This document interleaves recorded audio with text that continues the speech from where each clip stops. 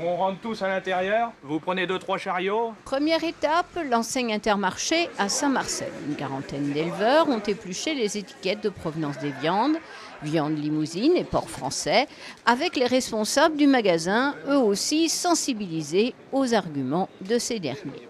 Franchement, les éleveurs, c'est plus des partenaires pour nous qu'autre chose, puisque vous avez entendu, on vend que des bêtes limousines élevées dans l'Indre, enfin je parle des carcasses. Ça nous désole de voir qu'il y a des gens qui sont ici parce que, quelque part, ils ont des problèmes.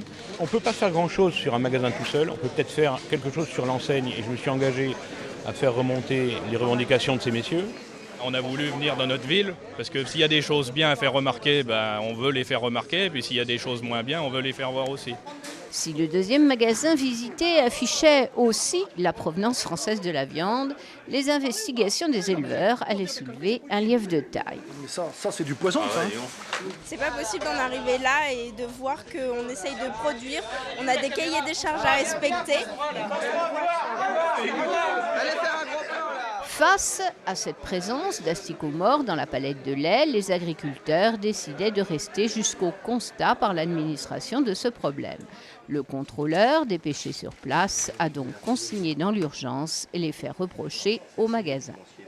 Les risques encourus pour ce type d'infraction, ça va être des constats qui vont être relevés, qui vont être notifiés à ces messieurs-dames, et avec apport de justificatifs pour savoir qu'effectivement ces produits ont bien été retirés de la consommation.